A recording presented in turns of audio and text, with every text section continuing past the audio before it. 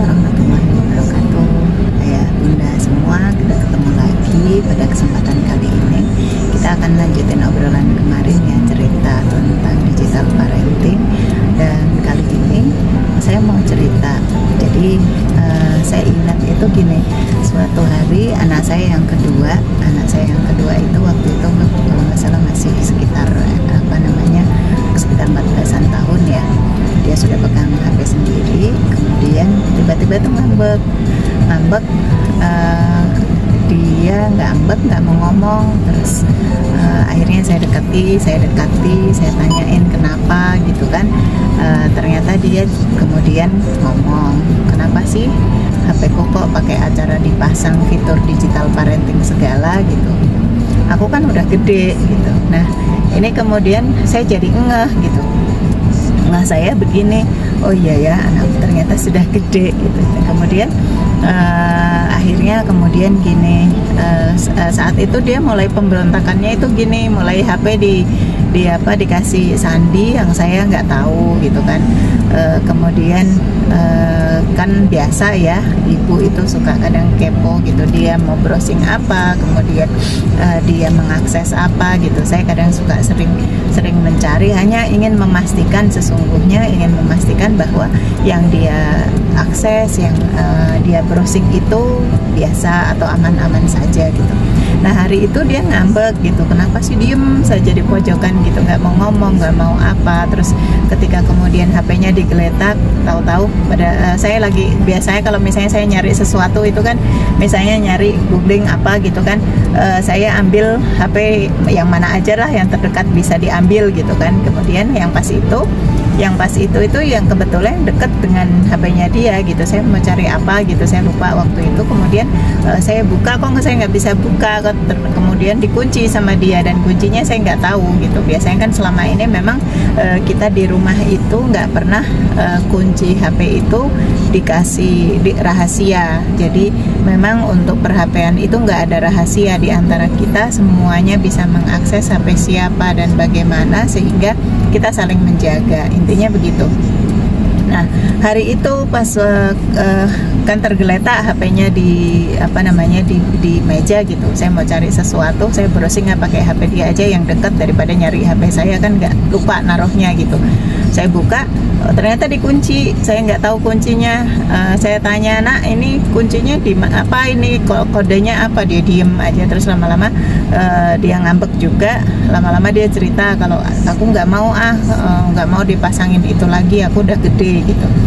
Nah ini kemudian saya tersadar, ternyata anak saya sudah gede gitu ya. Mungkin memang saatnya saya lepas gitu, saya nggak batasi dengan fitur parental control. Saya beri sedikit privacy untuk dia gitu. Tapi itu pun juga prosesnya kita komunikasi agak intens ya, agak lama. Jadi komunikasi termasuk diantaranya komunikasi tentang ini, HP-nya jangan dikunci, yang itu kita nggak tahu kodenya gitu.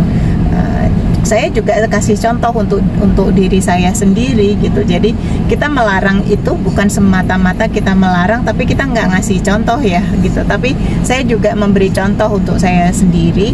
Jadinya saya bilang, coba lihat HP-nya ibu sama bapak itu kan nggak ada yang dirahasiakan. Misalnya bapak bisa membuka, tahu kunci HP-nya ibu, sebaliknya ibu juga tahu kunci HP-nya bapak. Jadi nggak ada yang kita rahasiakan di sini tentang isi HP. Kenapa gitu? Dan itu kemudian kita ngobrol soal, akhirnya saya bicara soal potensi misalnya penipuan, pencurian data pribadi, kemudian link-link yang mungkin itu membahayakan, kemudian belum lagi kalau misalnya sampai dihubungi orang yang nggak dikenal dan lain-lain gitu kan, bahaya-bahaya yang itu bisa bisa muncul melalui handphone. Dan itu kemudian baru setelah itu dia mulai sadar. Saya bilang gini, ini parental controlnya, fiturnya ibu dimatikan. Tapi itu tadi, jadi saya bangun ya. Memang sih kita membangun ketahanan digital bagi anak itu pelan-pelan ya. Artinya kita perlu membangun bagaimana untuk dia itu sadar bahwa dia menggunakan gadget itu untuk apa. Jangan sampai menggunakan gadget yang itu tidak membahayakan. Dan kalau membahayakan, misalnya sampai terjadi hal-hal sesuatu yang tidak diinginkan, dia bisa ngadu ke orang tuanya, yang disitulah sesungguhnya pentingnya kenapa kok gadget di rumah itu tidak ada yang kita rahasiakan. Di antaranya ya, di satu sisi kita sebagai orang tua, saya dan suami sebagai orang tua, kita memberi contoh ya, bahwasanya nggak ada rahasiaan kok di antara kita gitu kan. Kemudian yang kedua adalah ketika sesuatu hal yang terjadi apapun itu, kita bebas untuk sharing untuk sharing. Dan kemudian atau misalnya kita juga singgung soal kalau misalnya ada orang-orang tentang data pribadi yang nggak boleh diakses nggak boleh kita sebar di publik, nggak boleh begitu saja memberikan informasi pribadi ke publik.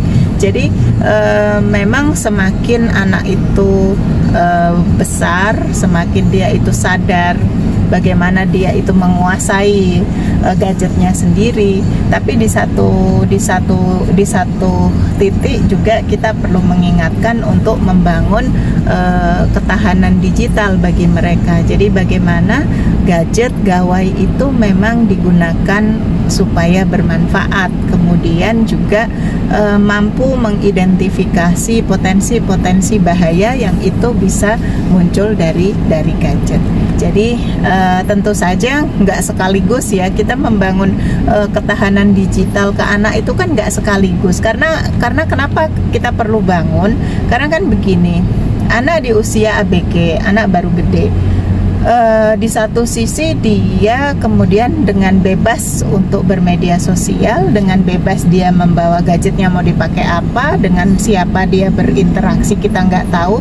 Dan kan kita nggak bisa ya, kita nggak bisa mengawasi mereka 24 jam dengan apa. Kita perlu memang memberikan privacy untuk mereka, memberikan kebebasan untuk mereka untuk menjadi bagaimana dia secara digitally seperti apa gitu kan.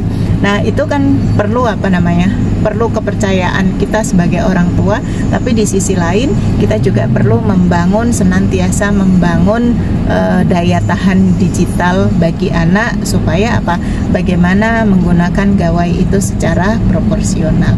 Jadi itu mungkin sharing sedikit dari saya tentang ketika menyapih ya, ketika proses menyapih gadget dari parental control menuju melepaskan itu dari gadget anak. Mungkin lain kali nanti kita akan sharing lagi, dan saya cukupkan sampai di sini. Semoga bermanfaat. Sekian, selamat sore. Wassalamualaikum warahmatullahi wabarakatuh.